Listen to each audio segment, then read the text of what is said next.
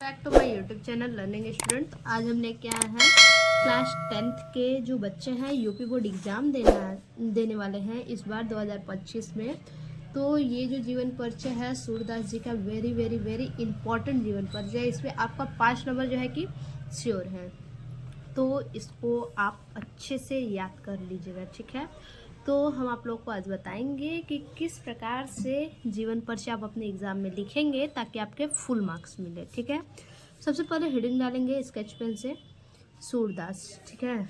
उसके बाद हेडिंग डालेंगे संक्षिप्त परिचय, लिखेंगे जन्म 1478 ईस्वी में, जन्म स्थान रुनकता ग्राम, पिता पंडित रामदास, माता जमुना दास बाई, गुरु वल्लभाचार्य, भक्ति ये कृष्ण भक्ति थे, कृष्ण की भक्ति करते थे।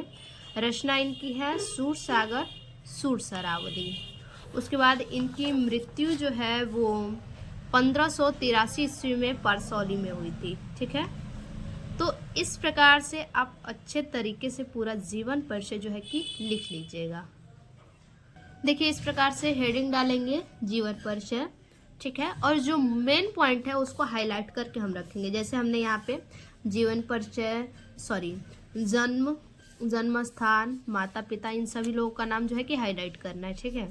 लिखेंगे सूरदास जी का जन्म सन 1478 ईस्वी में रुनकता नामक ग्राम में हुआ था। इनके पिता का नाम पंडित रामदास सारस्वत था। इनके पिता का नाम था पंडित रामदास सारस्वत। इनकी माता का नाम जमुना बाई था। कुछ विद्वान मानते हैं कि इनका जन्म सिंही स्थान पर हुआ था। इनका जन्म कब हुआ था? 1478 ईस्वी में रुनकता नामक ग्राम में हुआ था।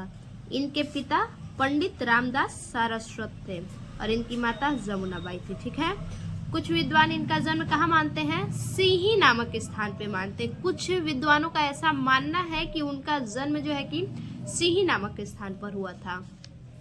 कुछ लोगों का मानना है कि सूरदास जी जन्मांध थे, ठीक है। देखिए कुछ विद्वानों का ऐसा मानना है कि उनका जन्म सिंही नामक स्थान पर हुआ है और उनका ये भी मानना है कि सूरदास जी क्या थे? जन्मांध थे, यानी जन्म से वो अंधे थे। और कुछ कहते हैं और कुछ विद्वान कहते हैं कि बाद में नेत्रहीन हो गए, ठीक है। कुछ का मानना है कि ये सिंही नामक स्थान पे इनका जन्म हुआ था और ये जन्मांध थे, और कुछ का तो ये भी मानना है कि वो जन्मांध नहीं थे बल्कि ये बाद में नेत्रहीन हो गए। किंतु इन्होंने मानव स्वभाव एवं श्री कृष्ण की बाल्य लीलाओं का सच में जितना सुंदर वर्णन किया है वैसा कोई जन्मांध व्यक्ति कर ही नहीं सकता, ठीक है। इन्होंने जो है कि श्री कृष्ण के बाल्य लीलाओं का इतना सुंदर वर्णन किया है कि कोई इस पे विश्वास ही नहीं कर सकता कि कोई जन्मांध, कोई जन्म से अंधा व्यक्ति इतना सुंदर वर्णन कैसे कर सकता है। इसलिए ऐसा प्रतीत होता है कि यह जन्मांध नहीं थे।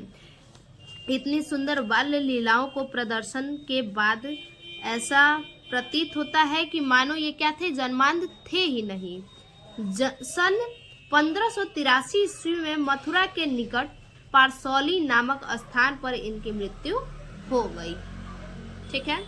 तो ये हो गया जीवन परिचय। अब देखेंगे हम साहित्यिक परिचय। देखिए लिखेंगे, हेडिंग डालेंगे साहित्यिक परिचय, लिखेंगे सूरदास ने भगवान के लोक रंजन रूप को लेकर ही उनकी लीलाओं के वर्णन है, ठीक है। सूरदास ने क्या किया है? भगवान के लोक रंजन को रूप को लेकर, उनके भगवान के श्री कृष्ण के लोक रंजन के जो भी रूप है उन्हीं रूप को लेकर उनकी लीलाओं का उन्होंने क्या किया है? वर्णन किया है।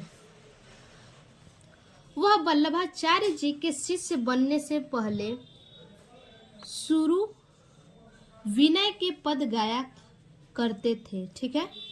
वो क्या करते थे? शिष्य बनने से पहले ये विनय के पद गाया करते थे, जिसमें हास्य भाव की प्रधानता थी। जो विनय का पद ये गाया करते थे उस पद में जो है कि हास्य भाव की प्रधानता थी। ये इतना हमारा जो है कि जीवन परिचय हो गया, ठीक है। उसके बाद लिखेंगे रचनाएं। रचनाएं देखिए, हेडिंग डालेंगे रचना, उसके बाद लिखेंगे रचना में क्या क्या है। सूर सागर, सूर सरावली, साहित्य लहरी, यही 3 इनकी रचनाएं हैं। तो ये जो जीवन परिचय है बहुत ही ज्यादा छोटा और मोस्ट इम्पॉर्टेंट जीवन परिचय है, ठीक है। तो फिर से मिलते हैं ऐसे एक और नए वीडियो में, तब तक के लिए धन्यवाद।